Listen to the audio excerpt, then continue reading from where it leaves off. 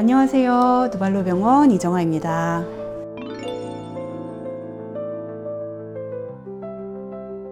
정형외과에 이제 아프거나 뭔가 문제가 생겨서 내원을 하시게 되면은 먼저 의사가 병력을 청취하고 눌러보고 만져보고 그런 예학적 검진을 한 다음에는 가장 일반적으로는 보통 엑스레이를 시행하게 됩니다. 또 영상 검사에서는 엑스레이나 초음파, CT, MRI 같은 검사를 정형외과에서 흔하게 하는 검사가 되겠는데요. 뼈의 골절이나 뼈의 이상 유무, 관절염 같은 경우에도 어느 정도 진행을 하게 되면 뼈에도 이상이 보이기 때문에 관절염의 유무 아니면 뼈에 종양이 있는 것은 아니지 뼈에 변형이 있는 것은 아닌지 그런 것들에 대해서 다 엑스레이로 일반적으로 가장 처음 스크리닝으로 검사를 해볼 수가 있겠습니다.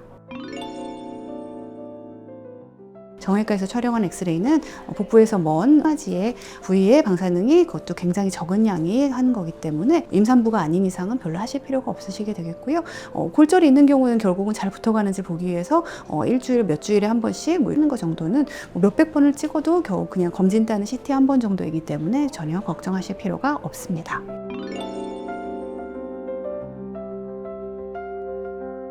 CT는 컴퓨터 단층 촬영이라고 하는 방사능을 이용한 검사이고요. 뼈가 겹치는 부위, 이런 부위에 이 뼈의 이상의 양상을 파악하기에는 엑스레이보다 좀 더 정확하게 볼 수 있는 것이 CT라는 검사입니다. 즉 엑스레이를 이용해서 하나하나의 단층, 여러 방향의 단면을 촬영이 되고 그 단면의 촬영의 영상을 통해서 3차원으로 재구성을 하기도 하고 의사의 머릿속에서 그게 재구성되면서 골절이나 우리 몸의 양상을 3차원적인 영상을 얻을 수가 있는 그런 검사인 건데요. 그래서 그 CT라는 경우는 단층을 얻을 수 있어서 골절이나 종양 등의 뼈의 이상의 양상을 정확하게 볼 수 있는 검사가 CT라고 하는 검사입니다. 방사능이 일반 엑스레이보다는 훨씬 더 보는 양이 조사될 수밖에 없기는 한데요. 요즘에는 저선량 CT라고 해서 굉장히 적은 양의 방사선으로 촬영할 수 있는 저선량 CT들이 나와 있고 저희 병원에서도 저선량 CT를 촬영하고 있습니다.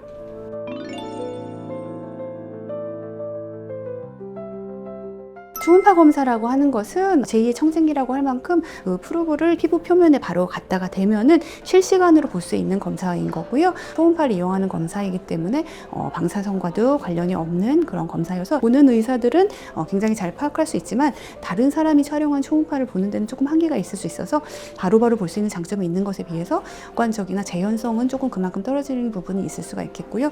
또 이제 피부 표면에서 하는 검사라서 그 보는데 깊이의 한계가 있습니다. 특히 정형외과 영역에서 이제 뼈의 밑으로 들어가서는 뒤쪽에 있는 구조물은 보기 어렵다는 그런 단점이 있을 수가 있겠고 MRI만큼 완벽하게 안쪽의 모든 연부 조직들을 보는 데는 좀 한계가 있을 수가 있기는 하겠고요. 피부 아래에 있는 어떤 구조물들에 문제가 있거나 물이 찼거나 이런 것을 실시간으로 볼 수 있는 검사이고요. 피부 바로 밑에 있는 그렇게 깊지 않은 부위에 인대가 파열됐는지 아니면 엑스레이에서 애매하게 잘 보이지 않는 미세한 골절 그런 것들을 초음파로 바로바로 보는 데 도움이 될 수 있고요. 무엇보다도 잘 많이 쓰이는 것은 실시간으로 보면서 뒤에 어떤 종괴가 있고 아니면 어디에 물이 차 있고 이런 게 어디에 혈종이 있고 이런 게 보이기 때문에 보는 그대로 그걸 이용해서 바늘을 찔러 넣어서 물이나 피를 관절액이나 혈종 같은 걸 뽑는다거나 그런 시술을 할 때 같이 바로바로 쓸 수 있는 검사가 초음파 검사가 되겠습니다.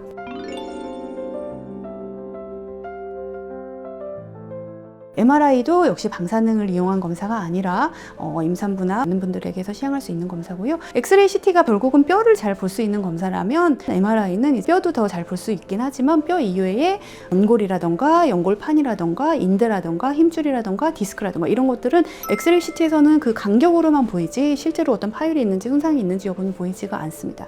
그거를 이제 가장 정확하게 아무리 깊어도 모든 면에서 CT처럼 이렇게 다 단면으로 역시 세 가지 3차원으로 여러 가지 방향에서의 단면으로 다 영상을 얻을 수가 있고 그렇기 때문에 그걸 보고 인대, 힘줄, 연골, 연부 조직의 손상이나 이상을 가장 정확하게 볼 수 있는 검사가 MRI입니다. 한 관절 촬영하는데 200개에 가까운 영상 말씀드렸죠. 여러 면에서 1mm, 2mm 간격으로 쪼개가지고 그 면을 다 촬영을 해서 그걸 이제 3차원으로 보이는 거이기 때문에 자기장을 계속 통과시켜서 영상을 얻는데 시간이 그 정도 3-40분에서 조영제까지 쓰고 하면 1시간까지도 걸릴 수 있는 검사가 MRI고요. 추와 관절 부위에서의 모든 연부 조직의 손상, 파열, 이상, 종양 이런 여부를 가장 정확하게 알 수 있는 검사가 되겠습니다.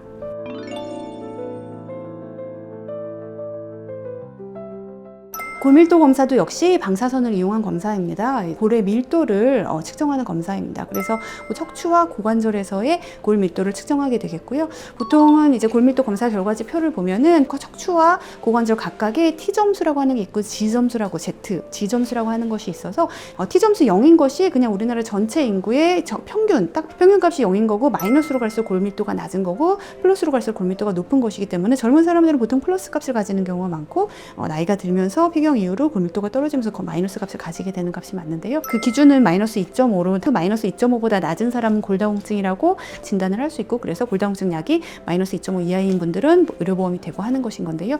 그게 이제 흔히 말하는 덱사라고 하는 검사의 결과를 보는 거인 거고요. G점수 같은 경우는 이제 나이를 고려했을 때의 값이기 때문에 내 나이에서의 평균을 쭉 했을 때의 값이라서 실제로 G점수는 골다공증을 진단하는 데에는 쓰이지는 않고 있는데 그건 그냥 나이를 고려한 값이다 이렇게 알고 계시면 되겠습니다.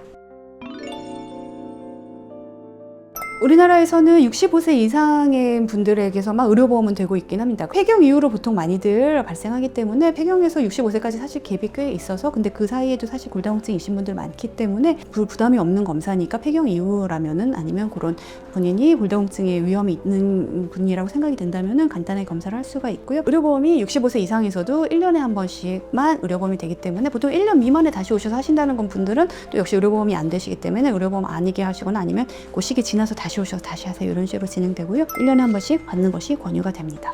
원장님 오늘 말씀 감사드립니다. 감사합니다.